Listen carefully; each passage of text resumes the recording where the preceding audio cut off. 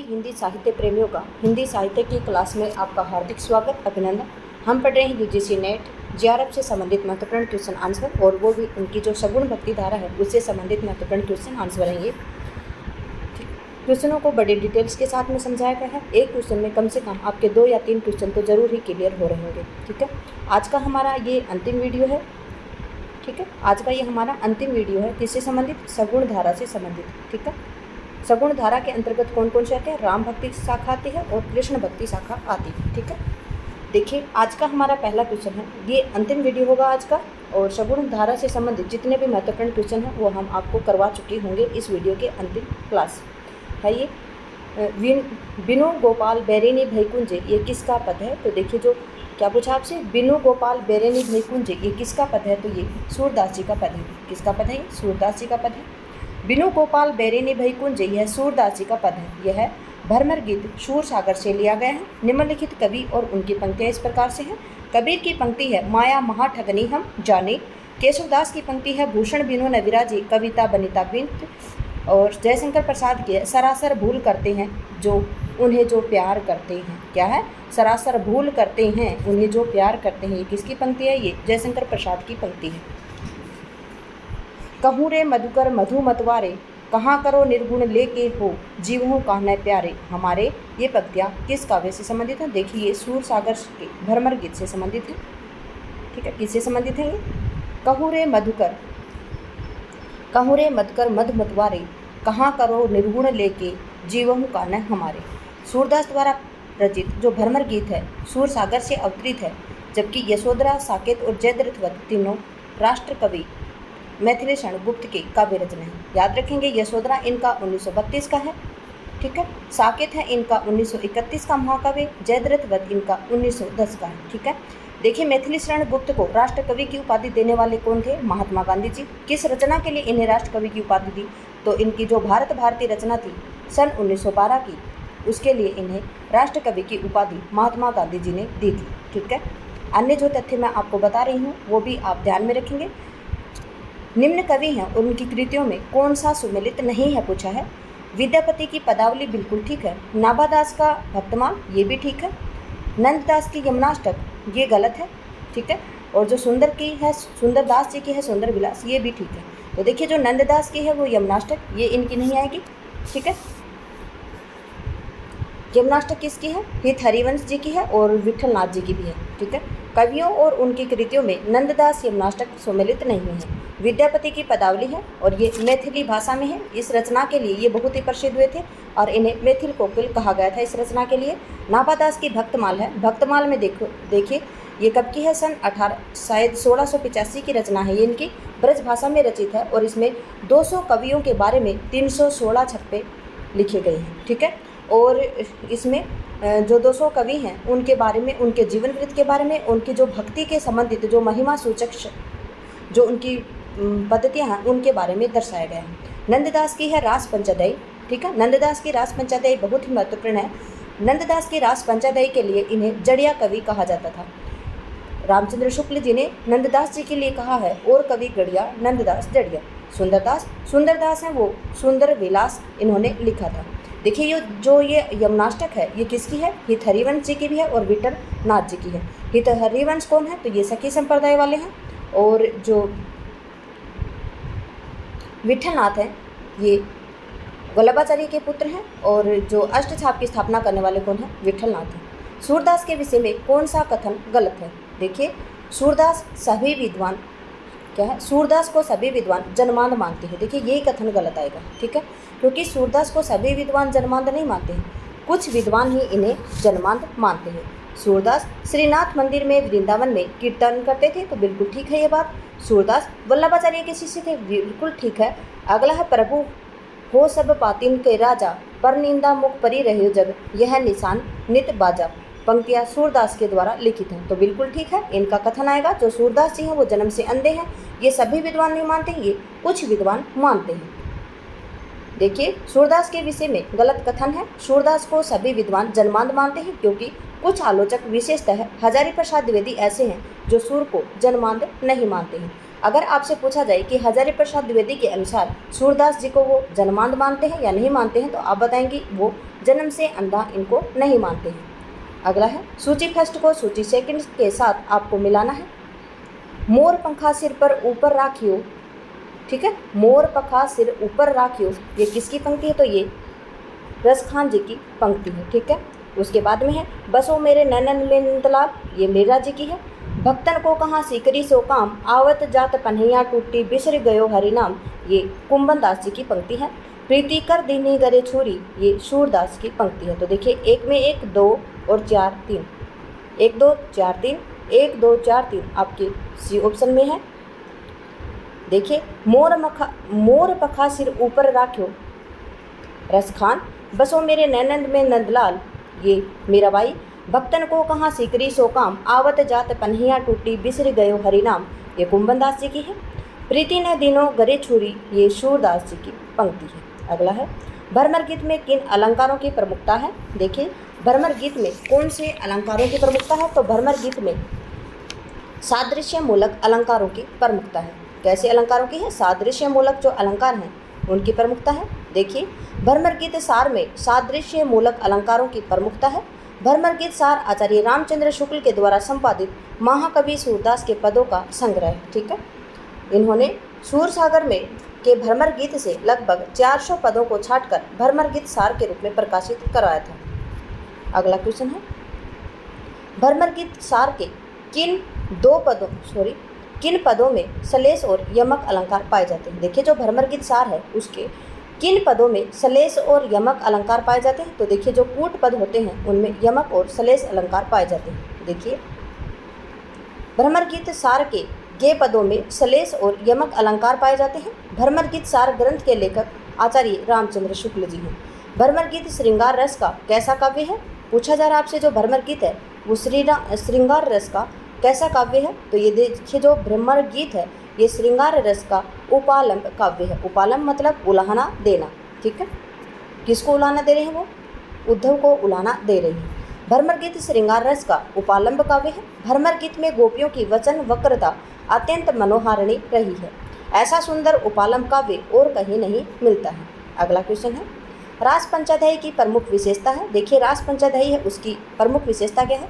पहले तो आप याद रखेंगे रास पंचाध्यायी ये किसकी रचना है? तो नंददास जी की रचना है, ठीक है। किस भाषा में है? तो ब्रज भाषा में है। किस छंद में है? तो रोला छंद में लिखी गई है। तो देखिए आपका जो ये सही है आपका कि ये रोला छंद में लिखी गई है। इसमें कृष्ण की रास लीला का विस्तार के साथ वर्णन किया गया है, ठीक है। इसमें अनुप्रास आदि युक्त साहित्यिक भाषा का प्रयोग किया गया है, ये भी ठीक है। इसमें दुरारूढ़ कल्पना दिखाई गई है, ये कथन आपका गलत है। तो देखिए 1 2 3 आपका बिल्कुल ठीक है। 1 2 3 आपका कहीं बिल्कुल बी ऑप्शन में आ रहा है, ठीक है। कृष्ण भक्ति कवियों के प्रसिद्ध अष्टछापी कवि नंददास का रचित ग्रंथ है रास पंचाध्यायी और इससे संबंधित महत्वपूर्ण विशेषता इस प्रकार से है। यह रोला छंद में लिखी गई रचना है। इस ग्रंथ में श्री कृष्ण की रास लीला का विस्तार से वर्णन किया गया है। इसमें अनुप्रास आदि युक्त साहित्यिक भाषा का प्रयोग किया गया है, जबकि इसीलिए यहाँ पे कूट 1 2 3 बिल्कुल ही सही है। सूरदास के बारे में आचार्य रामचंद्र शुक्ल के द्वारा लिखित कौन से कथन सही हैं? सही पूछा गया है किसके द्वारा? रामचंद्र शुक्ल जी ने इनके बारे में जो कथन कहे हैं उनमें से कौन सा कथन सही है? उन्होंने विठलनाथ की आज्ञा से श्रीमद् भागवत की कथा के पदों को गाया था। बिल्कुल गलत है ये बात, क्योंकि सूरदास जी के अगर आपको गुरु का पता है तो गुरु का नाम इनका वल्लभाचार्य है और वल्लभाचार्य की आज्ञा से ही इन्होंने श्रीमद् भागवत को गाया था, ठीक है। तो ये कथन गलत है। उन्होंने भागवत के 10वें स्कंद की कथा इतिवृत्त के रूप में कह दी है। तो देखिए जो आपका ये बी ऑप्शन है ये ठीक है। उन्होंने भिन्न भिन्न लीलाओं को अत्यंत मधुर और मनोहर पदों में गाया है। क्या है? उन्होंने भिन्न भिन्न लीलाओं को अत्यंत मधुर और मनोहर पदों में गाया है, ये भी बिल्कुल ठीक है। उनके पद अत्यंत प्रगल्भ और काव्यपूर्ण होते हैं। तो देखिए यहाँ पे 2 3 और 4 बिल्कुल सही है। यहाँ पे अगर वल्लभाचार्य आता तो ये कथन भी आपका बिल्कुल ठीक हो जाता, ठीक है। तो यहाँ पे देखिए यहाँ पे कूट आपके 2 3 4 बिल्कुल ठीक हैं। तो 2 3 4 आपके सी ऑप्शन में है। सूरदास के बारे में आचार्य शुक्ल के द्वारा लिखित पद इस प्रकार से हैं, लिखित कथन इस प्रकार से हैं। देखिए उन्होंने भिन्न भिन्न लीलाओं को अत्यंत मधुर और मनोहर पदों में गाया है। उनके पद अत्यंत प्रगल्भ और काव्यपूर्ण है। देखिए स्टूडेंट्स, अगर आप बड़े ध्यान से पढ़ रहे हैं तो आपको याद होना चाहिए कि सूरदास जी के गुरु का नाम कौन क्या था, वल्लभाचार्य। तो वल्लभाचार्य जी के कहने पर ही उन्होंने श्रीमद् भागवत की कथा को पदों में गाया था, ठीक है, न कि विठलनाथ जी के कहने पर, ठीक है। सूरदास ने भागवत के 10वें स्कंद की कथा इतिवृत्त के रूप में कही है। इसमें 2, 3, 4 बिल्कुल ठीक है। अगला क्वेश्चन, श्याम विनोदी रे मधुबनिया, अब हरि गोकुल काहे को आवे, चाहत यौवनिया नो यौवनिया, सूर्यदास प्रभु तजी कामरी, अब हरि भय चिकनिया। अब हरि भय चिकनिया के द्वारा सूरदास क्या कहना चाहते हैं? हरि भय चिकनिया के माध्यम से कवि क्या कहना चाहते हैं? श्री कृष्ण चिकने गड़े हो गए, नहीं, गलत है ये। श्री कृष्ण चिकने चुपड़े हो गए, ये भी गलत है। श्री कृष्ण छैला हो गए हैं और श्री कृष्ण सुंदर छवि वाले हो गए। तो देखिए यहाँ पे 3 और 4 बिल्कुल आंसर आपका ठीक है। और 3 और 4 कहाँ पे बना है? 3 और 4 आपका डी ऑप्शन में बना हुआ है। दी गई काव्य पंक्तियों में वर्णित अब हरि भय चिकनिया के द्वारा सूरदास कहना चाहते हैं कि श्री कृष्ण छैला हो गए हैं। दूसरों शब्दों में कहा जाए तो श्री कृष्ण सुंदर छवि वाले हो गए। अतः पुट 3 और 4 इनका सही है। अगला क्वेश्चन है, यो ही मन मेरो मेरे काम का न रहो माई, श्याम रंग हवे करी शमायो श्याम रंग में, ठीक है, क्या है? श्याम रंग हवेश करी शमायो सामान्यो श्याम रंग में। उक्त काव्य पंक्तियों में कोई गोपी का भक्त कहना चाहता है। क्या कहना चाहते हैं? श्री कृष्ण के रंग में रंगकर मेरा रंग काला हो गया है। देखिए ये कथन नहीं आएगा, ठीक है, काला नहीं होगा। मेरा रंग पहले से काला था इसलिए श्री कृष्ण के रंग में काला मिल गया। देखिए ये कथन नहीं आएंगे, आप खुद भी लगा सकते हैं इनको कि ऐसे कथन नहीं आएंगे। श्री कृष्ण के रंग में रंग मेरा मन उन्हीं के जैसा हो गया है और मेरा मन श्री कृष्ण के वश में हो गया है। तो आपके 3 और 4 बिल्कुल कथन एकदम सही हैं। 3 और 4 कहाँ पे आ रहे हैं? तो 3 और 4 आपके ए ऑप्शन में आ रहे हैं, ठीक है। दी गई काव्य पंक्तियों में क्या बताया है? काव्य पंक्तियाँ कौन सी? यूं ही मन मेरो मेरे काम को न रहो माई, श्याम रंग हवे करी सामान्य श्याम रंग में, ठीक है। तो उसमें गोपी या भक्त कहना चाहते हैं कि श्री कृष्ण के रंग में मेरा रंगमन श्री कृष्ण के रंग में रंग कर मेरा मन उन्हीं के जैसा हो गया है, मेरा मन श्री कृष्ण के वश में हो गया। अतः पुट 3 और 4 बिल्कुल आपके ठीक है। अगला है, हरिदासी संप्रदाय में राधा कृष्ण क्या है? देखिए जो हरिदासी संप्रदाय है उसमें जो राधा कृष्ण है वो लोक निरपेक्ष है। क्या है? लोक निरपेक्ष है। हरिदासी संप्रदाय में राधा कृष्ण लोक निरपेक्ष है, न कि लोकहित रक्षक, आत्मनिष्ठ और जीवन सापेक्ष, अर्थात तीनों असंगत हैं। हरिदासी संप्रदाय के प्रवर्तक स्वामी हरिदास हैं। स्वामी हरिदास ने वृंदावन में निम्बार्क मत के अनुसार सखी संप्रदाय या टटी संप्रदाय की स्थापना की थी, ठीक है। हरिदासी संप्रदाय ने किसकी स्थापना की थी? हरिदास जी ने हरिदासी संप्रदाय, जिसे सखी संप्रदाय या टटी संप्रदाय भी कहा जाता है, ठीक है। अगला क्वेश्चन देखिए, जीवन मुँह चाही कोनी को, दरस परस दिन राती करती काहन पियारे पी को। उपयुक्त पंक्तियों में आचार्य रामचंद्र शुक्ल ने किस भाव की अभिव्यक्ति की है? क्या है? जीवन मुँह चाही कोनी को, दरस परस दिन राती करती काहन पियारे पी को। इसमें असूया भाव की भक्ति का इन्होंने अभिव्यक्ति मानी है। इन्होंने प्रश्नोक्त पंक्ति में आचार्य रामचंद्र शुक्ल ने असूया भाव की अभिव्यक्ति मानी है। निर्गुण भक्ति भाव सगुण भक्ति भाव से विपरीत धारा है। देखिए जो निर्गुण भक्ति भाव है वो सगुण भक्ति भाव से विपरीत धारा है। निर्गुण भक्ति भाव में ईश्वर की सत्ता को स्वीकार नहीं किया जाता है। निर्गुण शाखा के प्रमुख कवि हैं कबीर, रैदास, जम्बनाथ, लालदास, दादू दयाल जी। सगुण भक्ति शाखा के कवि हैं सूरदास, तुलसीदास, मीरा, नंददास, कृष्णदास, परमानंद दास और कुंभन दास। असूया भाव क्या होती है? इसमें दूसरों में के गुण में दोष निकालना होता है, ठीक है। दूसरों के गुण में दोष निकालना क्या कहलाता है? असूया भाव कहलाता है। दैहिक श्रृंगार भारी साज सज्जा का स्वरूप जो मुख्य रूप से स्त्रियों में देखने को मिलता है। निर्गुण काव्य की विशेषता कौन कौन सी होती है? निर्गुण उपासना होती है, रहस्यवाद का उत्कृष्ट वर्णन होता है, बहुदेववाद का विरोध होता है, सामाजिक अन्याय और आडंबर का विरोध होता है, लोक कल्याण की भावना और जाति पाति का विरोध होता है, नारी के कामिनी रूप की निंदा होती है और शतुकड़ी भाषा का प्रयोग इसमें किया जाता है। अगला क्वेश्चन है, वल्लभाचार्य जिस संप्रदाय के आचार्य थे उस संप्रदाय के प्रवर्तक कौन है? देखिए, वल्लभाचार्य जिस संप्रदाय के आचार्य थे उस संप्रदाय के प्रवर्तक किसे माना जाता है? देखिए, किसको माना जाता है? रुद्र को माना जाता है। वल्लभाचार्य जिस संप्रदाय के आचार्य थे उसे रुद्र संप्रदाय माना जाता है। वह कौन है? रुद्र संप्रदाय, जिसके प्रवर्तक विष्णु स्वामी हैं। इनका दार्शनिक मत शुद्धाद्वैतवाद है। अष्टछाप की स्थापना कब हुई थी? सन 1565 में अष्टछाप की स्थापना विठलनाथ ने की थी। गोस्वामी विठलनाथ ने अष्टछाप की स्थापना सन 1565 में की थी। उन्होंने वल्लभाचार्य के 4 शिष्य लिए और 4 अपने शिष्यों को मिलाकर अष्टछाप की स्थापना की थी। ठीक है, अगला क्वेश्चन है, देखिए, प्रस्तुत पंक्तियों के रचयिता कौन है? प्रेम निकेतन सिरी बन्ही आई गोवर्धन धाम लयो शरण चित चाही के जुगल स्वरूप लला। क्या है? प्रेम निकेतन श्री बन्ही आई गोवर्धन धाम लहियो शरण चित चाती के जुगल स्वरूप लला। तो ये किसका कथन है? ये रसखान जी का कथन है। ठीक है, प्रेम निकेतन श्री बही आई गोवर्धन धाम लयो शरण चित चाही के जुगल स्वरूप लला। उक्त पंक्ति में रचयिता कौन है? रसखान जी है।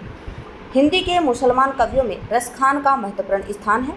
252 वैष्णव की वार्ता में इसका उल्लेख मिलता है। ऐसा प्रसिद्ध है कि इन्होंने गोस्वामी विठलनाथ जी के से वल्लभ संप्रदाय की दीक्षा ली थी। रसखान द्वारा रचित 2 कृतियाँ उपलब्ध हैं, प्रेम वाटिका और दान लीला। वर्तमान समय में सर्वाधिक प्रचलित संकलन सुजान रसखान है। इसमें 181 सवैये हैं, 17 कवित हैं और 12 दोहे हैं, 4 सोट हैं। किसमें? जो दान लीला है, जो सुजान रसखान है उसमें। ठीक है, श्री कृष्ण भक्ति शाखा में मधुरा भक्ति भावना का समावेश हुआ निम्नलिखित के अनुकरण में। देखिए, क्या बताया? जो श्री कृष्ण भक्ति है, भक्ति शाखा, उसमें मधुरा भक्ति भावना का समावेश हुआ। ये किसका अनुकरण था? किसका अनुकरण था? ये चैतन्य महाप्रभु जी का अनुकरण था। ठीक है, श्री कृष्ण शाखा में मधुरा भक्ति भावना का समावेश चैतन्य महाप्रभु के अनुकरण में हुआ है। चैतन्य महाप्रभु गौड़ीय संप्रदाय के प्रवर्तक थे और इनका दार्शनिक मत अचिंत्य भेदाभेदवाद है। बाल वर्णन संबंधी कविताएं आधुनिक काल में भी खूब रची गई हैं। मध्यकाल में यह कवियों का रुचिकर क्षेत्र रहा था। समग्र रूप में समस्त हिंदी कविता में बाल वर्णन का सर्वश्रेष्ठ कवि किसे माना जाता है? तो देखिए, बाल वर्णन का सबसे सर्वश्रेष्ठ कवि किसको माना जाता है? तो सूरदास जी को माना जाता है और इन्हें वात्सल्य सम्राट भी कहा जाता है। बाल वर्णन संबंधी कविताएं आधुनिक काल में भी खूब रची गई। मध्यकाल में यह कविताओं का रुचिकर क्षेत्र रहा है। समग्र रूप से समस्त हिंदी कविता में बाल वर्णन का सर्वश्रेष्ठ कवि सूरदास जी को माना जाता है। सूरदास जी के द्वारा रचित 25 ग्रंथ हैं, जिनमें से 3 ही उपलब्ध हैं, सूरसागर, सूरसरावली और साहित्य लहरी। अगला क्वेश्चन है, स्नेह लीला के रचयिता कौन है? देखिए, जो स्नेह लीला है इसके रचयिता विष्णुदास है। कौन है? विष्णुदास है। स्नेह लीला के रचयिता विष्णुदास है। विष्णुदास ग्वालियर नरेश डुंगरेंद्र के राज कवि थे। विष्णुदास कौन थे?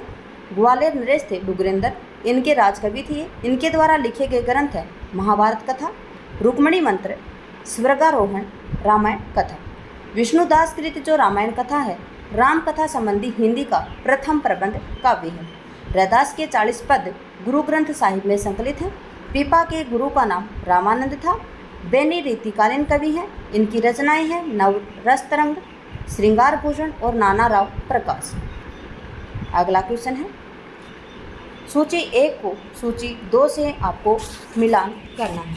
देखिए, सूची 1 में है रचनाएं और अगले हैं रचनाकार। जो प्रद्युमन चरित्र है ये किसकी रचना है? तो देखिए, जो सुधीर अग्रवाल जी हैं उनकी रचना है। स्वर्गारोहण जो अभी हमने पढ़ा था विष्णुदास के बारे में, उन्हीं की है, विष्णुदास।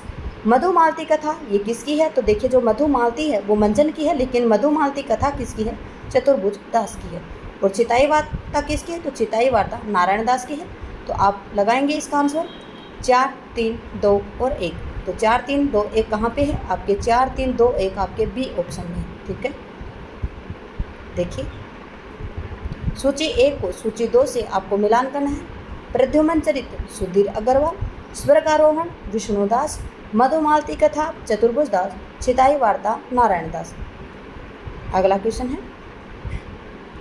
सूरदास ने एक अति प्रचलित पद में निम्नलिखित चरण नखत वेद ग्रह जोरी अरद करी जो बरजे हम खात। देखिए, नखत वेद ग्रह जोरी अरद करी को बरजे हम खात से किसे खाए जाने के पदार्थ का अर्थ निष्पन्न हुआ है। किसको? विष को खाए जाने का। यहाँ पे देखिए, यहाँ पे समझ लेते हैं हम किस प्रकार से। सूरदास जी का जो प्रचलित पद है नखत वेद मतलब क्या है? नखत वेद ग्रह जोरी, नखत मतलब नक्षत्र कितने होते हैं? 27। वेद कितने होते हैं? तो 4। और ग्रह कितने होते हैं? 9। ठीक है, इन सबको क्या दिया हमने? जोड़ दिया। क्या है? जोरी।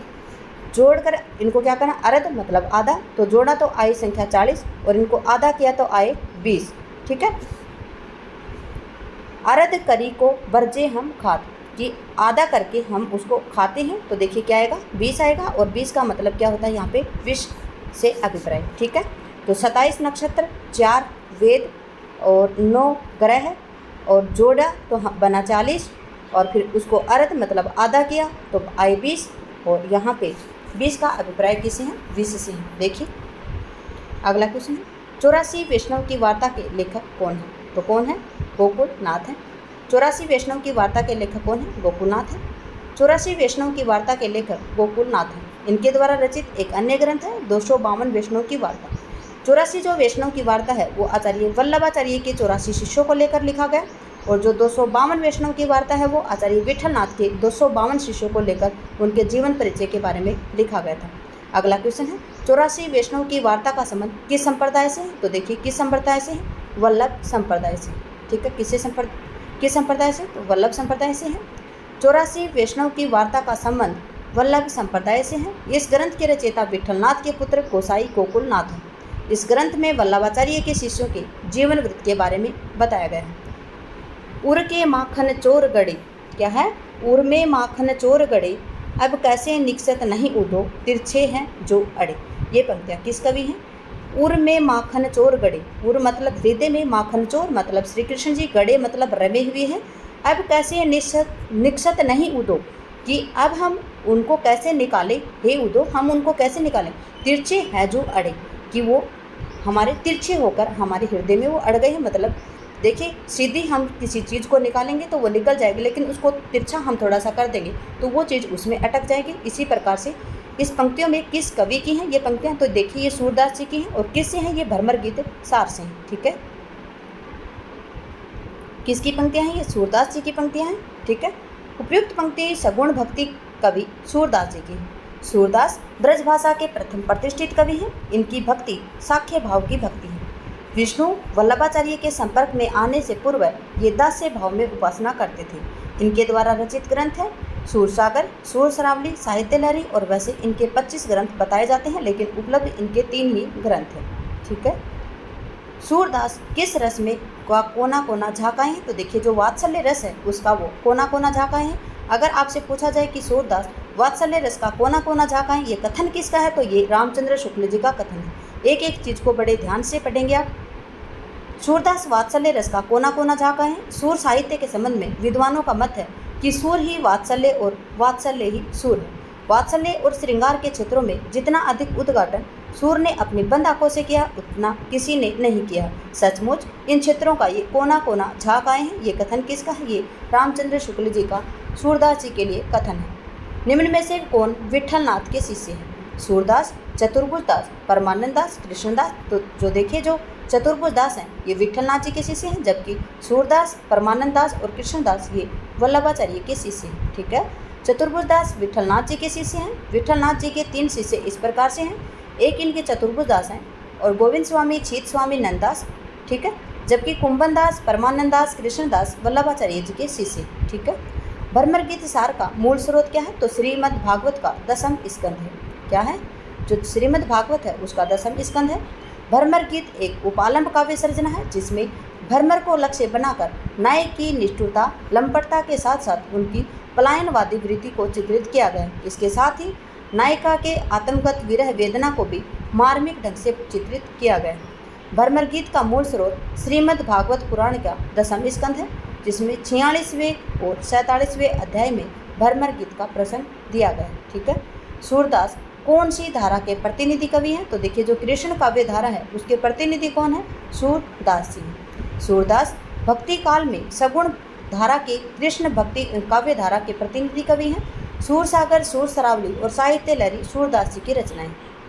रास पंचाध्यायी किस छंद में लिखी गई है? तो देखिए जो रास पंचाध्यायी है वो किस छंद में लिखी गई है आपसे पूछा जा रहा है। तो रास पंचाध्यायी रोला छंद में लिखी गई है। ठीक है, किस में है? रोला छंद में है।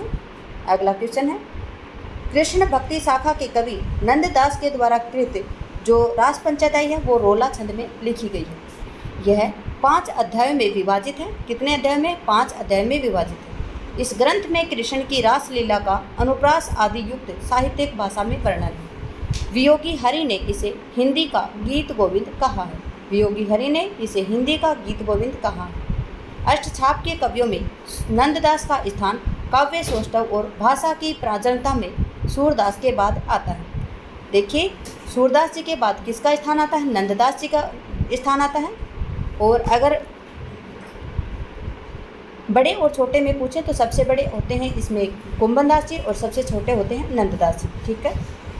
नंददास के ग्रंथ इस प्रकार हैं, अनेकार्थ मंजरी, मान मंजरी, सुदामा चरित, रस मंजरी, रूप मंजरी, विरह मंजरी, रुक्मणी मंगल, भंवर गीत, रास पंचाध्यायी, सिद्धांत पंचाध्यायी और दशम स्कंद। ठीक है। इनमें से पुष्टि मार्ग कवि कौन है? तो देखिए जो सूरदास जी हैं वो पुष्टि मार्ग कवि हैं। कबीरदास जी हैं वो निर्गुण भक्ति धारा के अंतर्गत जो संत काव्य धारा उसमें आते हैं। जायसी हैं ये सूफी काव्य धारा में आते हैं और तुलसीदास जी हैं राम भक्ति काव्य धारा में आते हैं। ठीक है। सूरदास पुष्टि मार्ग कवि हैं और वल्लभाचार्य जो कि सूरदास जी के गुरु थे उन्होंने पुष्टि मार्ग भक्ति का सूत्रपात किया था। भक्ति काल के सगुण धारा में कृष्ण भक्ति शाखा के प्रमुख अष्टचापी कवि सूरदास जी ने कृष्ण भक्ति में पुष्टि मार्ग को अपनाया है। सूरदास की मृत्यु पर विठलनाथ जी ने कहा था, पुष्टि मार्ग को जहाज जात है, जाय को कछु लेना हो तो ले ले। वल्लभाचार्य का वेदांत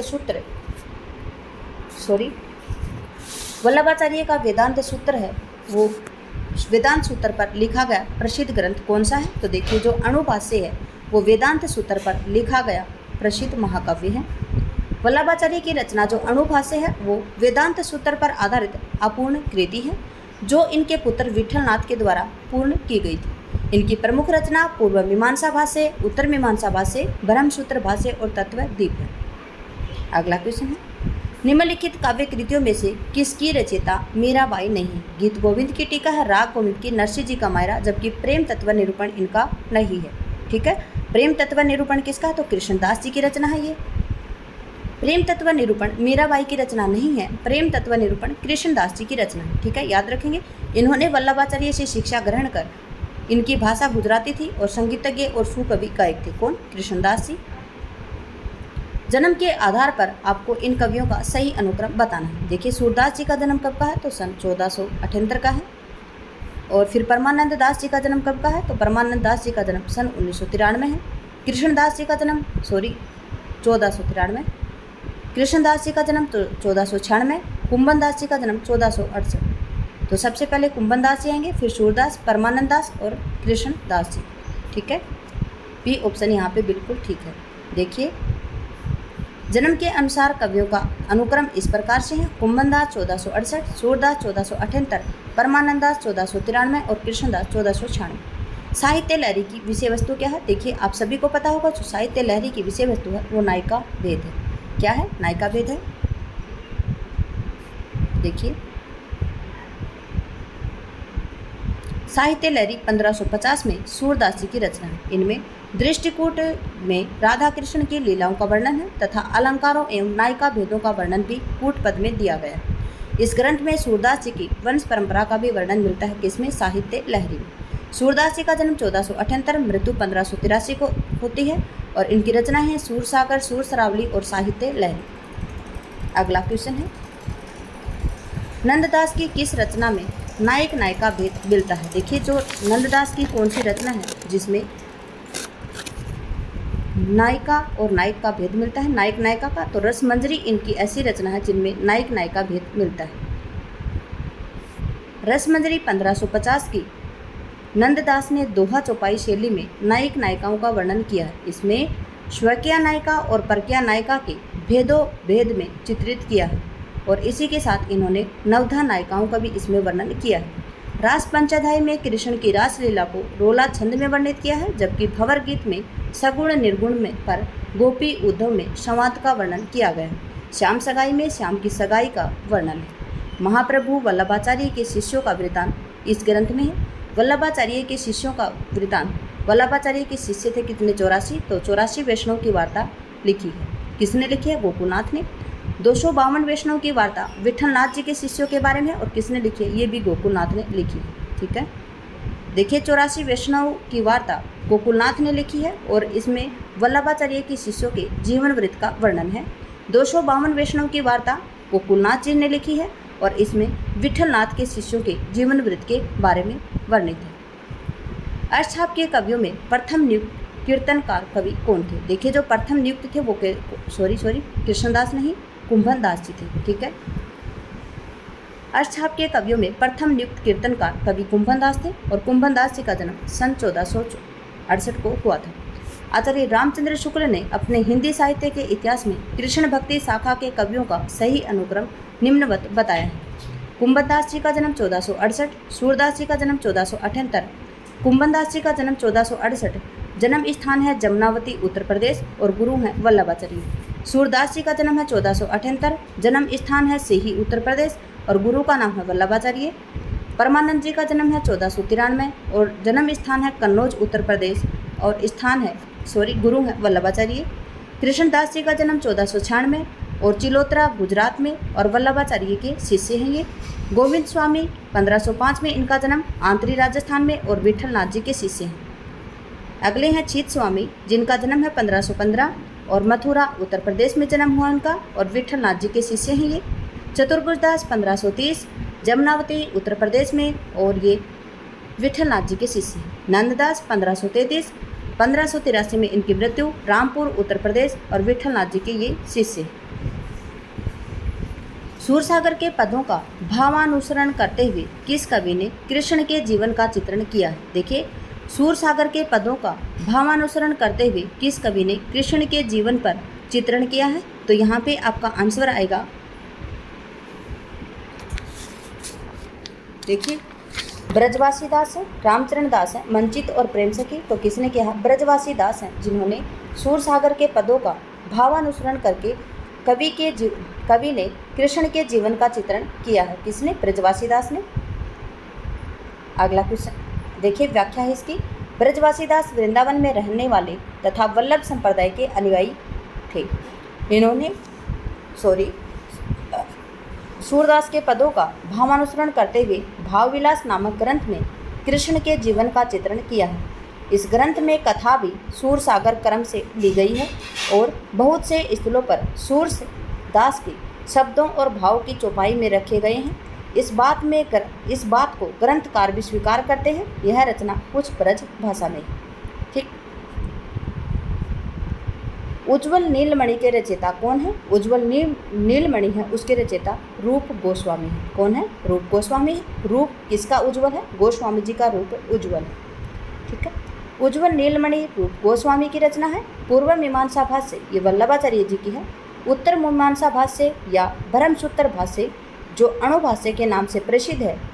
नोट, अणुभाष्य वल्लभाचार्य का अधूरा ग्रंथ है जो इनके पुत्र विठलनाथ जी ने पूरा किया था।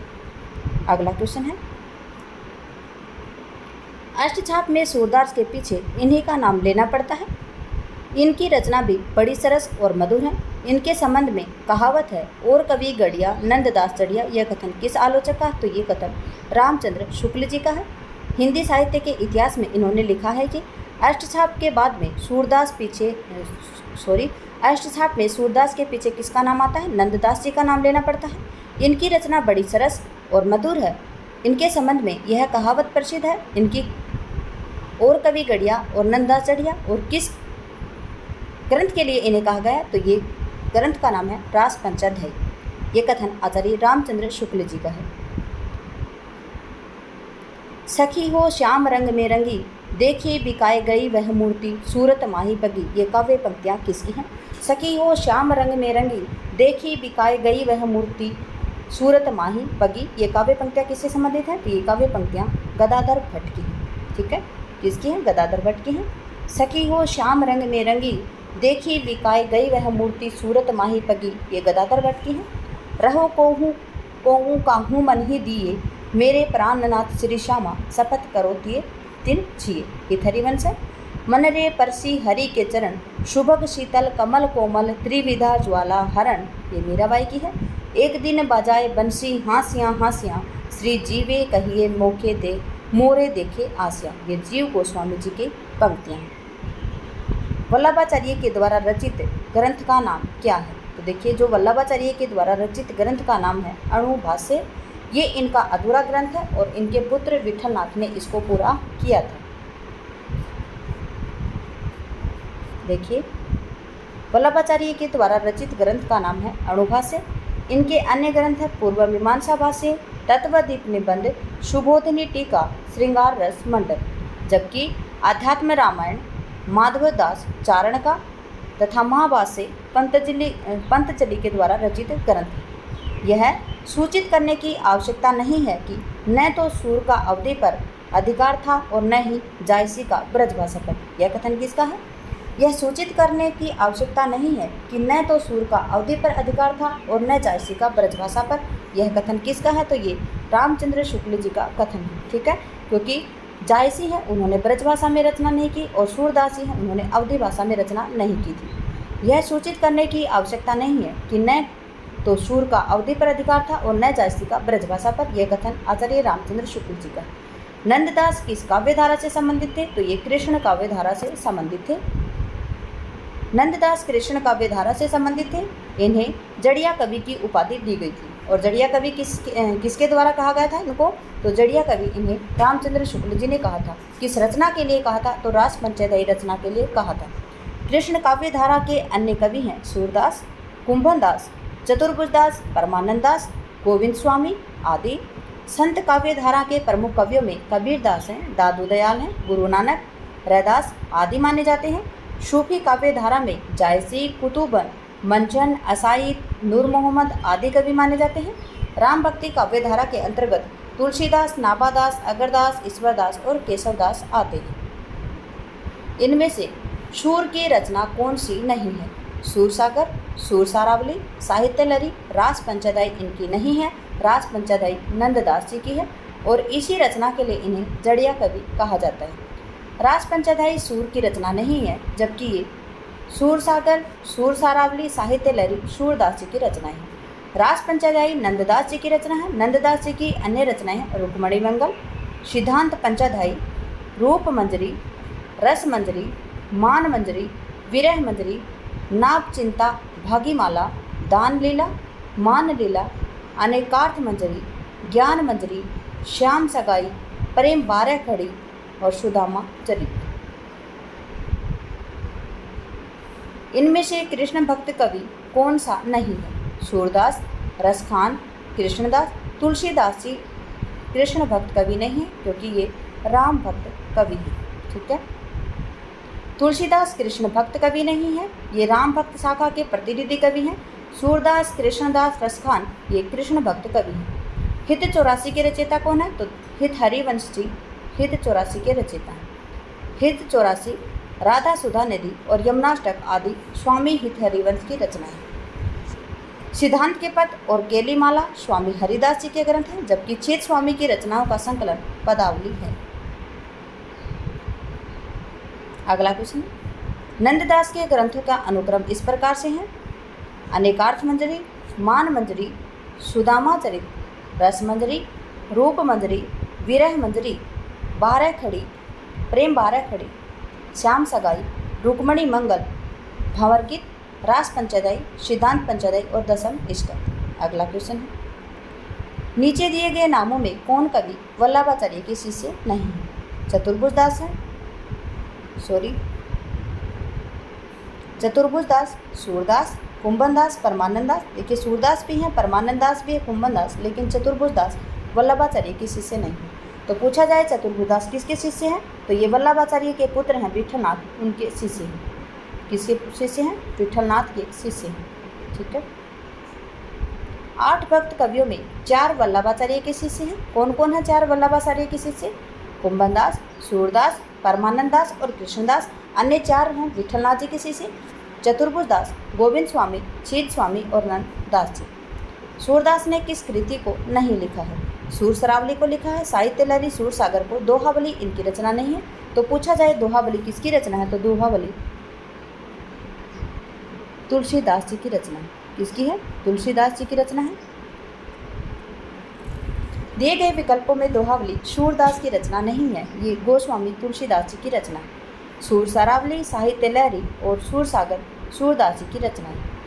जुगलमान चरित नामक ग्रंथ के लेखक कौन है? क्या पूछा जा रहा है आपसे? देखिए, जो जुगलमान चरित नामक ग्रंथ है उसके लेखक कौन है, तो ये कृष्णदास जी हैं।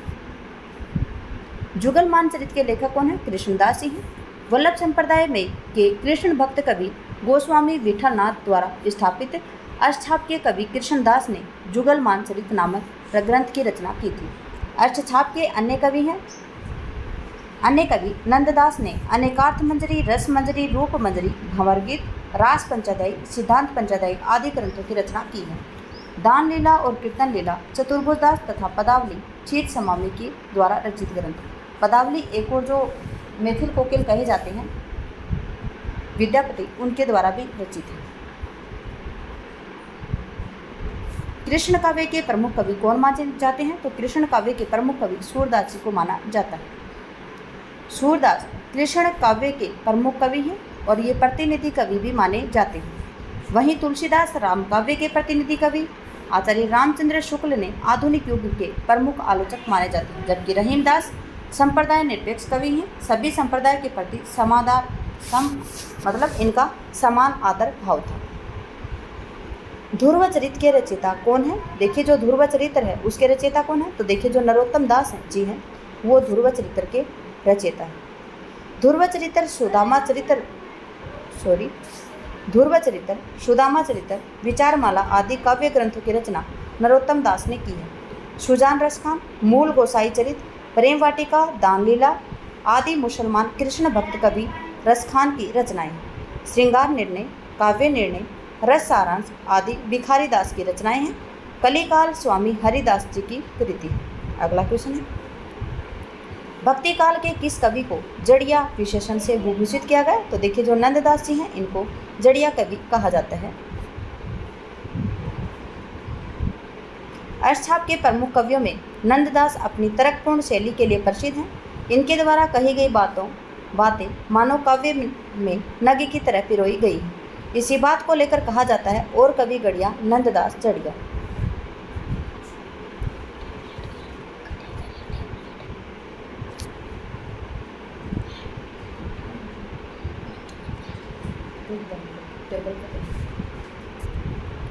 अष्टछाप की स्थापना 1565 में किसने की थी? तो विठलनाथ जी ने अष्टछाप की स्थापना की थी। ठीक है। श्री वल्लभाचार्य ने पुष्टि मार्ग नामक कृष्ण भक्ति संप्रदाय की स्थापना की है। इस भक्ति संप्रदाय का पल्लवन अष्टछाप के भक्त कवियों ने किया है। पुष्टि मार्ग में दीक्षित 8 प्रमुख कृष्ण भक्त कवियों के समूह अष्टछाप की स्थापना वल्लभाचार्य के पुत्र गोस्वामी विठलनाथ ने 1565 में की है। इन 8 कृष्ण भक्त कवियों में 4 विठलनाथ के शिष्य हैं और 4 वल्लभाचार्य के शिष्य हैं। नंददास, गोविंद स्वामी, शीत स्वामी, चतुर्भुज दास ये विठलनाथ जी के शिष्य हैं, जबकि 4 शिष्य वल्लभाचार्य जी के हैं और वल्लभाचार्य के शिष्य हैं कुंभनदास, सूरदास, परमानंद दास और कृष्णदास जी। अगला क्वेश्चन है, 84 वैष्णव की वार्ता और 252 वैष्णव की वार्ता के मूल रूप हैं। क्या है? ये जीवन वृत्त है। क्या है? ये जीवन वृत्त है। देखिए, 84 वैष्णव किस प्रकार से क्वेश्चन आ रहे हैं। देखिए, 84 वैष्णव की वार्ता किसके द्वारा लिखी गई थी? तो गोकुलनाथ के द्वारा। 252 वैष्णव की वार्ता भी किसके द्वारा? गोकुलनाथ जी के द्वारा लिखी गई थी। कृष्ण भक्त कवियों के जीवन वृत्त है इसमें। 84 वैष्णव वार्ता वल्लभाचार्य के शिष्य और 252 वैष्णव की वार्ता विठलनाथ जी के शिष्यों का वर्णन है। तत्वदीप निबंध किसकी रचना है? क्या पूछा आपसे? जो तत्वदीप निबंध है ये किसकी रचना है? तो देखिए, ये वल्लभाचार्य जी की रचना। किसकी रचना है? वल्लभाचार्य की रचना है। पुष्टि मार्ग के प्रवर्तक आचार्य वल्लभाचार्य ने तत्वदीप निबंध की रचना की थी। निम्बार्काचार्य ने अपने सिद्धांतों की स्थापना के लिए वेदांत पारिजात सौरभ 10 श्लोकी, श्री कृष्ण स्तवराज, मंत्र रहस्य षोडशी तथा प्रपन्न कल्पवल्ली नामक कृतियों का प्रणयन किया था। नाभादास ने अष्टयाम नामक ग्रंथ की रचना की है। अनेकार्थ मंजरी, मान मंजरी, रस मंजरी, रूप मंजरी, विरह मंजरी, श्याम सगाई, सुदामा चरित, रास पंचदय, भंवर गीत आदि नंददास जी की रचनाएं। अगला क्वेश्चन है, सुदामा चरित के लेखक कौन है? देखिए, जो सुदामा चरित है उसके लेखक कौन है? तो सुदामा चरित के लेखक नंददास जी। कौन है? नंददास जी हैं। सुदामा चरित के लेखक कौन है? नंददास जी हैं। कृष्ण भक्ति शाखा के अष्टचापी कवि में नंददास जी का प्रमुख स्थान आता है और ये सूरदास जी के बाद में दूसरा स्थान आता है और ये सबसे छोटे कवि हैं। सुदामा चरित, रूप मंजरी, अनेकार्थ मंजरी, रस मंजरी, विरह मंजरी, मान मंजरी, रुक्मणी मंगल, भंवर गीत, सिद्धांत पंचाध्यायी, रास पंचाध्यायी, गोवर्धन लीला इत्यादि किसकी हैं? ये नंददास जी की रचनाएं। अगला क्वेश्चन है, संतन को कहाँ सीकरी सो काम, आवत जात पन्हिया टूटी, बिसरी गयो ये हरि नाम। तो ये कुंभन दास जी की पंक्तियां हैं। देखिए, स्वामी भक्त कवि कुंभन दास 1468 इनका जन्म, 1583 इनकी मृत्यु, परमानंद दास के समकालीन थे। फतेहपुर सीकरी के राज सम्मान का विरोध करते हुए उन्होंने कहा था, भक्तन फतेहपुर सीकरी का उन्होंने अकबर ने इनको राज सम्मान देने के लिए कहा तो उसका इन्होंने विरोध किया। किसने? कुंभन दास जी ने। और उन्होंने कहा, भक्तन को कहाँ सीकरी सो काम, आवत जात पन्हिया टूटी, बिसरी गयो हरिनाम। कुंभन दास के 186 पद संग्रह में संकलित है। कृष्णदास की कृतियां हैं जुगलमान चरित, भरमर गीत, प्रेम तत्व निरूपण आदि, कीर्तनावली, दान लीला, चतुर्भुज कीर्तन संग्रह चतुर्भुज दास की रचनाएं हैं। अनेकार्थ मंजरी, रस मंजरी, मान मंजरी, रूप मंजरी, विरह मंजरी, भंवर गीत, श्याम सगाई आदि नंददास जी की रचनाएं। अगला क्वेश्चन है, निम्नलिखित में से अष्टछाप के कवि के अंतर्गत न पढ़ने वाले कवि का नाम है। कुंभन दास, सुंदरदास, नंददास और परमानंद दास। तो अष्टछाप के अंतर्गत कौन नहीं आते हैं? तो सुंदरदास जी नहीं आते हैं। सुंदरदास पुष्टिमार्गीय कृष्ण भक्त कवियों के समूह के अष्टछाप कवि में न होकर भक्ति काल के जो निर्गुण संत काव्यधारा है उसमें कवि हैं। दादू दयाल के शिष्य सुंदरदास जी संत परंपरा के सर्वाधिक शिक्षित और प्रतिभा संपन्न साधक और कवि थे। ज्ञान समुद्र, सुंदर विलास उनकी प्रमुख रचनाएं हैं। अगर आपसे पूछा जाए कि सबसे शिक्षित कवि कौन थे तो सुंदरदास जी थे संत कवियों में। अष्टछाप की स्थापना वल्लभाचार्य के पुत्र गोस्वामी विठलनाथ जी ने सन 1565 में की। अष्टछाप में वल्लभाचार्य जी के 4 शिष्य हैं। कौन कौन है? कुंभन दास, सूरदास, परमानंद दास और कृष्णदास तथा अन्य 4 विठलनाथ जी के शिष्य हैं। गोविंद स्वामी, छीत स्वामी, चतुर्भुज दास और नंददास सम्मिलित हैं। छीत स्वामी किस धारा के कवि हैं? तो देखिए, जो छीत स्वामी हैं वो अष्टछाप धारा के कवि हैं। ठीक है, छीत स्वामी कृष्ण भक्ति से संबंधित अष्टछाप धारा के कवि हैं। अष्टछाप की स्थापना 1565 में वल्लभाचार्य के पुत्र गोस्वामी विठलनाथ ने की थी। अष्टछाप में वल्लभ के 4 शिष्य हैं, सूरदास, कुंभन दास, परमानंद दास, कृष्णदास। काफ़ी बार आए हैं ये शिष्य और इनका जीवन क्रम भी पूछा जा सकता है। ऐसे भी पूछा जा सकता है कि वल्लभाचार्य के शिष्य कौन है। एक इनमें से विठलनाथ का शिष्य दे दिया जाएगा और 3 वल्लभाचार्य के शिष्य दे दिए जाएंगे और पूछा जाएगा कि वल्लभाचार्य के शिष्य कौन नहीं है। और विठलनाथ जी के शिष्य भी पूछे जा सकते हैं तो गोविंद स्वामी, छीत स्वामी, चतुर्भुज दास और नंददास आदि हैं। अष्टछाप के प्रमुख कवि हैं। नंददास किसके शिष्य हैं? तो देखिए, जो अष्टछाप के प्रमुख कवि नंददास जी हैं वो विठलनाथ जी के शिष्य हैं। ये कब आया क्वेश्चन? ये UPTGT 2005 में पूछा गया क्वेश्चन है ये। वल्लभाचार्य के पुष्टि मार्ग को मानने वाले जिन 8 कृष्ण भक्त कवियों पर वल्लभाचार्य के पुत्र विठलनाथ ने अपने आशीर्वाद की छाप लगाई थी और उन कवि को अष्टछाप के नाम से जाने जाते हैं। अष्टछाप में सम्मिलित 4 भक्त कवि नंददास, गोविंद स्वामी, छीत स्वामी और चतुर्भुज दास, ये किसके शिष्य हैं? ये गोस्वामी विठलनाथ जी के शिष्य हैं। बाकी जो शेष जो 4 शिष्य हैं, कुंभन दास, सूरदास, परमानंद दास, कृष्णदास, वो वल्लभाचार्य जी के शिष्य हैं। कृष्ण काव्यधारा के प्रवर्तक कवि कौन है? तो प्रवर्तक कवि सूरदास जी हैं। कृष्ण काव्यधारा के प्रवर्तक कवि कौन है? स्वामी वल्लभाचार्य जी हैं। कृष्ण काव्यधारा के प्रवर्तक कवि स्वामी वल्लभाचार्य हैं। अगर स्वामी वल्लभाचार्य जी यहाँ पे नहीं आता तो हम सूरदास जी लगा सकते थे। इनकी भक्ति मार्ग को पुष्टि मार्ग कहा जाता है। वल्लभाचार्य के पुष्टि मार्ग को मानने वाले 8 कृष्ण भक्त कवियों के समूह अष्टछाप कहलाता है। इसकी स्थापना विठलनाथ जी ने 1565 में की थी। ठीक है, सूरदास अष्टछाप के प्रमुख कवि हैं। चैतन्य महाप्रभु ने के कृष्ण भक्ति संप्रदाय का नाम गौड़ीय संप्रदाय है। सूरदास जब अपने प्रिय विषय का वर्णन शुरू करते हैं तो मानो अलंकार शास्त्र हाथ जोड़कर उनके पीछे पीछे दौड़ा करते हैं। उपमाओं की बाढ़ आ जाती है और रूपकों की वर्षा होने लगती है। तो देखिए यह कथन किसका है, तो ये हजारी प्रसाद द्विवेदी का है। किसका कथन है ये? हजारी प्रसाद द्विवेदी जी का कथन है कि सूरदास जब अपने प्रिय विषय पर वर्णन करते हैं तो मानो अलंकार शास्त्र हाथ जोड़कर उनके पीछे पीछे दौड़ा करता है और उपमाओं की बाढ़ आती है, रूपकों का वर्षा होने लगती है। ये हजारी प्रसाद द्विवेदी जी का कथन है। सूरदास जब अपने प्रिय विषय पर वर्णन शुरू करते हैं तो मानो अलंकार शास्त्र हाथ जोड़कर उनके पीछे पीछे दौड़ा करता है, उपमाओं की बाढ़ आ जाती है और रूपकों की वर्षा होने लगती है। ये हजारी प्रसाद द्विवेदी का कथन है सूरदास जी के बारे में। फिर आचार्य रामचंद्र शुक्ल जी का कथन है, वात्सल्य और श्रृंगार के क्षेत्र में जितना अधिक उद्घाटन सूर ने बंद आंखों से किया है उतना किसी और कवि ने नहीं किया है। इन क्षेत्रों का वो कोना कोना झाँका है। ये रामचंद्र शुक्ल जी सूरदास जी के बारे में कहते हैं। अगला कथन किनका है? नंद दुलारे वाजपेयी जी का है। स्थिति विशेष का पूरा दिग्दर्शन भी करें, घटनाक्रम का अभ्यास भी दें, साथ ही समुन्नत कोटि के रूप में रूप सौंदर्य और भाव सौंदर्य की परिपूर्ण झलक भी दिखलाते जाएं। यह विशेषता हमें कवि सूरदास जी में ही मिलती है। ये किसका कथन है? नंद दुलारे वाजपेयी का है।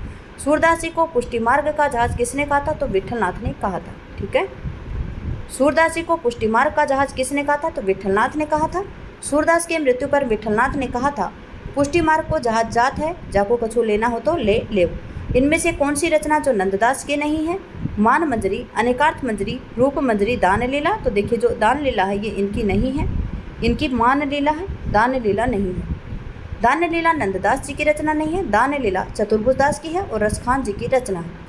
नंददास जी की रचना है रास पंचाध्यायी, जिसके लिए इन्हें जड़िया कवि कहा गया, सिद्धांत पंचाध्यायी, अनेकार्थ मंजरी, रूप मंजरी, विरह मंजरी, भंवर गीत, गोवर्धन लीला, श्याम सगाई, रुक्मणी मंगल, सुदामाचरित, भाषा दशम स्कंद और पदावली।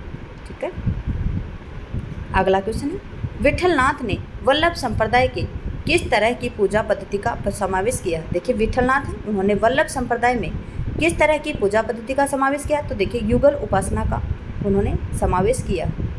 स्वामी वल्लभाचार्य के पुत्र गोसाई विठलनाथ ने वल्लभ संप्रदाय में युगल उपासना अर्थात राधा कृष्ण के युगल रूप उपासना का समावेश किया है। विठलनाथ ने वल्लभाचार्य के 4 शिष्यों तथा 4 अपने शिष्यों को मिलाकर अष्टछाप की स्थापना सन 1565 में की थी। अगला क्वेश्चन है, सूरसागर में जगह जगह दृष्टिकूट वाले पद मिलते हैं, यह भी विद्यापति का अनुकरण है। सूरदास से संबंधित उक्त विचार किस आलोचक का है? सूरसागर में भी जगह जगह दृष्टिकूट वाले पद मिलते हैं, यह भी विद्यापति का अनुकरण है। सूरदास से संबंधित उक्त विचार किसका है? तो आचार्य रामचंद्र शुक्ल जी का कथन है। ये आचार्य रामचंद्र शुक्ल जी ने अपने साहित्य इतिहास ग्रंथ जो हिंदी साहित्य का इतिहास है 1929 में लिखा था इन्होंने, उससे संबंधित जो सूरदास से संबंधित विचार है वो लिखा है। सूरसागर में जगह जगह दृष्टिकूट वाले पद मिलते हैं, यह भी विद्यापति का ही अनुकरण है। आचार्य हजारी प्रसाद द्विवेदी ने सूर के साहित्य से संबंधित सूर साहित्य नामक ग्रंथ भी लिखा है। देखिए सूर साहित्य किसने लिखा है? हजारी प्रसाद द्विवेदी ने लिखा है। अगला क्वेश्चन है, निम्नलिखित पुस्तकों में सूरदास की श्रेष्ठ कृति के रूप में कौन सी कृति आती है? तो देखिए जो सूर सागर है ये इनकी बहुत ही इम्पोर्टेंट कृति है और सूर सागर में ही भरमर गीत का समावेश है। सूर सागर इनकी बहुत महत्वपूर्ण कृति है। कृष्ण भक्ति शाखा के प्रतिनिधि कवि सूरदास को श्रेष्ठ कवि का नाम सूर सागर है। देखिए कृति का नाम, इनका जो सर्वश्रेष्ठ कृति है उसका नाम सूर सागर है। ठीक, सूरदास के अन्य प्रमुख ग्रंथ हैं सूर सरावली, साहित्य लहरी। सूर सागर के 10वें स्कंद में वर्णित भरमर गीत न केवल हिंदी साहित्य बल्कि विश्व साहित्य की विशिष्ट स्थान रखता है। विकल्प में अन्य नाम सूर साठी, सूर पचीसी तथा राधा केली हैं। राधा रस केली असंगत है। निम्नलिखित में से सूरदास के भरमर गीत में किसकी प्रतिष्ठापना हुई है? तो देखिए निम्नलिखित में से सूरदास में के जो भरमर गीत है उसमें किसकी प्रतिष्ठापना हुई है? तो किसकी प्रतिष्ठापना हुई है इसमें सगुण की सरसता की प्रतिष्ठापना हुई है। क्या है? सगुण की सरसता कही गई है। किसके बारे में? गोपियों के बारे में। गोपियों ने सगुण की जो सरसता है उसको ही महत्वपूर्ण माना है। वो जो उद्धव लेके आए हैं निर्गुण जो योगी की साधना, वो नहीं मानती हैं गोपियाँ। सूरदास के भ्रमर गीत में सगुण की सरसता की प्रतिष्ठापना हुई है। सूरदास की गोपियाँ अपनी वाक्य पटुता से निर्गुण ब्रह्मा की भक्ति का उपदेश करने वाले उद्धव को निरुत्तर कर दिया है उन्होंने, और अंत में उद्धव स्वयं कृष्ण भक्त व प्रेमी बनकर लौटे हैं।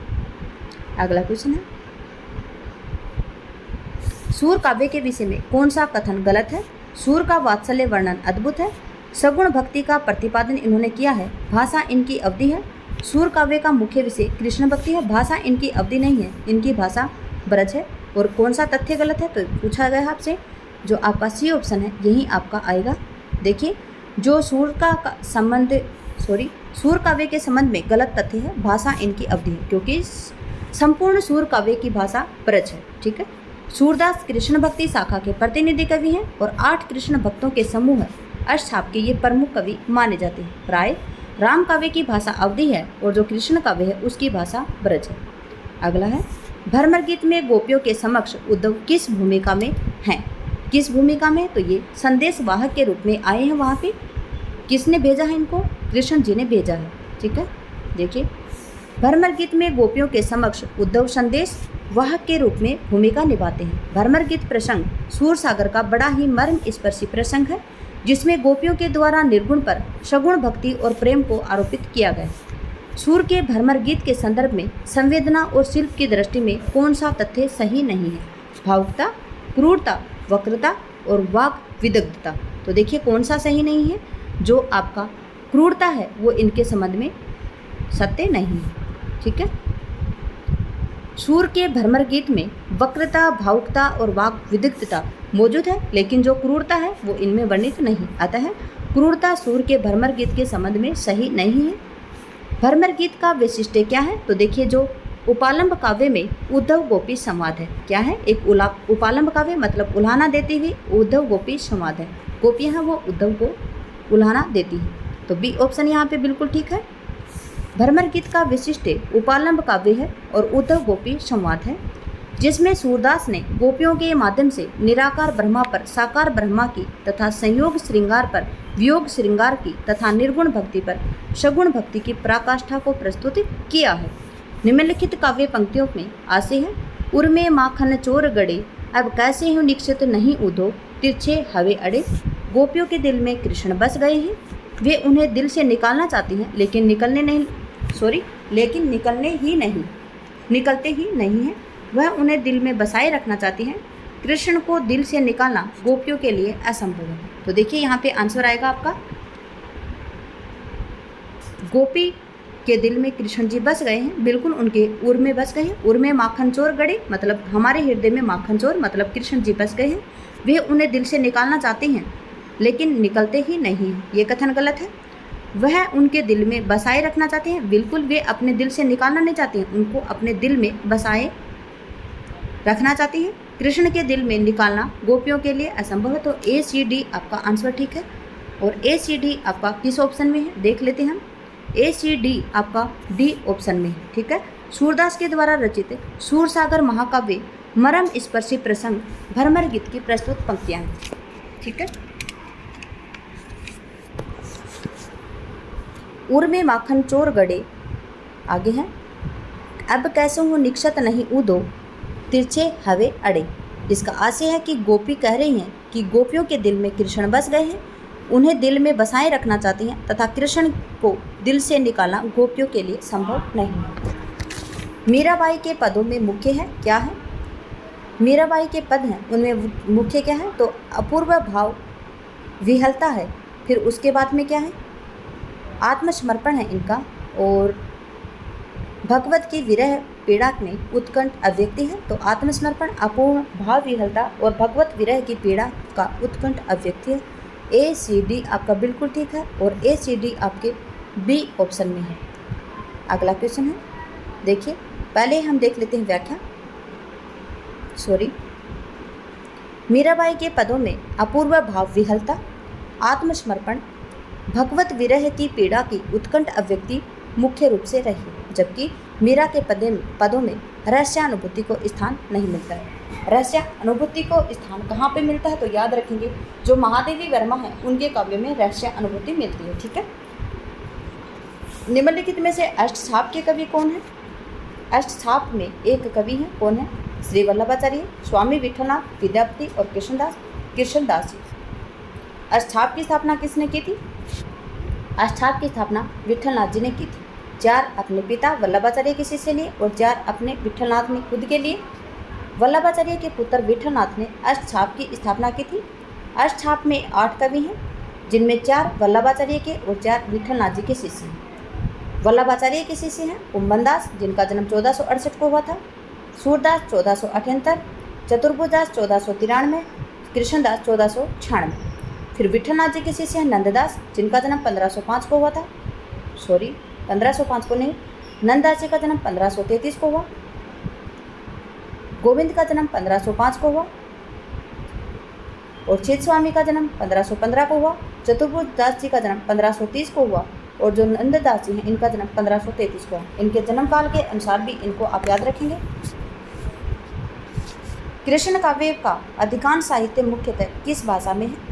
ब्रजभाषा में, अवधी में, खड़ी बोली और भोजपुरी में। तो देखिए, जो ब्रजभाषा है उसमें है कृष्ण काव्य, अवधी में है राम काव्य। ठीक है। कृष्ण काव्य का अधिकांश साहित्य मुख्यतः ब्रजभाषा में है, जबकि अवधी भाषा में अधिकांश प्रयोग राम भक्ति शाखा में हुआ है। खड़ी बोली का प्रयोग आधुनिक काल में हुआ है। खड़ी बोली को प्रतिष्ठित करने का श्रेय द्विवेदी जी मतलब महावीर प्रसाद द्विवेदी जी को जाता है। मनुष्य होने पर रसखान ने कहा, बसने की इच्छा व्यक्ति को कहाँ पे है? गोकुल के गांव में, मथुरा के गांव में, घने जंगल में और नदी के बस किनारे। तो देखिए, उन्होंने एक कथन कहा था, इसमें दिया गया होगा, व्याख्या में दिया है, मनुष्य होने पर रसखान ने कहाँ बसने के लिए कहा? गोकुल के गांव में। देखिए, इसकी व्याख्या में दिया गया है वो कथन, मनुष्य होने पर रसखान ने गोकुल के गांव में बसने की इच्छा व्यक्त की है। यथा उन्होंने कहा है, मानुष हो तो वहीं रसखानी, बसो ब्रज गोकुल गांव के ग्वारन, जो पशु हो तो कहाँ बस मेरो, चरो नित नंद की धेनु मझारन। कि अगर पशु के रूप में मेरा जन्म हो तो नंद की गाय के रूप में हो, जो मैं इनकी नंददासी की गायों के बीच में, नंद मतलब कृष्णदासी की गायों के बीच में मैं चरता रहूँ। रसखान कृष्ण के अनन्य भक्त थे और ये शिष्य किसके थे? विठलनाथ जी के थे। पूछा जा सकता है, देखिए ये अष्टछाप के अंतर्गत नहीं आते हैं, फिर भी रसखान किसके शिष्य थे? विठलनाथ जी के शिष्य थे। अक्षर जो मैं आपको बता रही हूँ वो आप याद करते हुए चलेंगे। सूरदास को अधिकतर रचनाएं किस भाषा में है? देखिए, जो सूरदास की अधिकतर रचनाएं वो ब्रजभाषा में है। अवधि में किसकी रचना है? तो अवधि में राम भक्त कवियों की है। सूरदास की अधिकतर रचनाएं लगभग संपूर्ण काव्य ही ब्रजभाषा में है। सूरदास के प्रमुख ग्रंथ है सूरसागर, सूरसरावली और साहित्य लहरी। अगला क्वेश्चन है, सूरसागर किस भाषा में लिखा गया? तो सूरसागर ब्रजभाषा में लिखा गया। सूरसागर की रचना ब्रजभाषा में हुई। सूरसागर के रचनाकार सूरदास जी हैं। सूरदास वल्लभाचार्य के शिष्य थे। इनकी प्रमुख रचनाएं सूरसरावली, साहित्य लहरी और सूरसागर हैं। नंद ब्रज लीजिए ठोकी बजाए पंक्ति किस कवि की है? क्या है?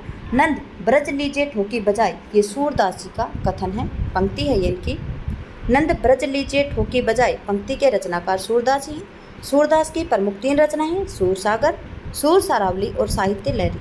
अगला क्वेश्चन है, सुदामा चरित किसकी रचना है? तो आप सभी को पता है, सुदामा चरित नरोत्तम दास की रचना है। सुदामा चरित नरोत्तम दास की रचना है, जबकि कृष्णदास ने जुगलमान चरित लिखा, रसखान ने सुजान रसखान लिखा और घनानंद ने सुजान सागर लिखा है, सुजान सार लिखा है। राधा कृष्ण के प्रेम को लेकर कृष्ण भक्ति की जो काव्य धारा चली उसमें लीला पक्ष अर्थात बाह्यार्थ विधान की प्रधानता रही। यह कथन हिंदी साहित्य के किस इतिहासकार का है? देखिए, क्वेश्चन है कि राधा कृष्ण के प्रेम को लेकर कृष्ण भक्ति की जो काव्य धारा चली उसमें लीला पक्ष अर्थात जो बाह्यार्थ विधान है उसकी प्रधानता रही। यह कथन हिंदी साहित्य के किस इतिहासकार का है? तो ये आचार्य रामचंद्र शुक्ल जी का कथन है। आचार्य रामचंद्र शुक्ल जी ने कृष्ण भक्ति के संदर्भ में लिखे हैं, राधा कृष्ण के प्रेम को लेकर कृष्ण भक्ति की जो धारा चली है वह लीला पक्ष अर्थात बाह्यता विधान बाह्यार्थ विधान की प्रधानता लेकर चली है। सूरदास कृष्ण भक्ति के किस संप्रदाय में दीक्षित हुए? तो देखिए, जो सूरदास जी हैं वो वल्लभ संप्रदाय में दीक्षित हुए थे। देखिए, सूरदास कृष्ण भक्त में वल्लभ संप्रदाय में दीक्षित हुए। सूरदास के गुरु वल्लभाचार्य थे, उन्होंने ही इस संप्रदाय का प्रवर्तन किया था। पुष्टि मार्ग का दार्शनिक सिद्धांत शुद्धाद्वैतवाद है। अगला क्वेश्चन है, देखिए, सूरदास ने अपनी किस कृति के अंत में पद में अपनी वंश परंपरा का परिचय दिया? तो साहित्य लहरी में दिया। देखिए, ये आज का अंतिम क्वेश्चन है। कृष्ण भक्ति शाखा के प्रतिनिधि कवि सूरदास ने अपने ग्रंथ साहित्य लहरी में अपनी वंश परंपरा का परिचय दिया है। इनके अनुसार सूरदास चंद्रबरदाई के वंश परंपरा में आते हैं। सूरदास के प्रमुख ग्रंथ सूरसागर, सूरसरावली और साहित्य लहरी हैं। शगुन भक्ति धारा के अंतर्गत जितने भी महत्वपूर्ण क्वेश्चन बन रहे थे वो हमने आपको कंप्लीट करवा दिए हैं। एक क्वेश्चन के माध्यम से कम 2 या 3 क्वेश्चन निकालने की कोशिश की है। 500 के लगभग क्वेश्चन करवाए गए हैं यहाँ पे। क्लास में बने रहने के लिए आपका धन्यवाद। आपका दिन शुभ रहे। जय हिंद, जय भारत, जय जवान, जय किसान।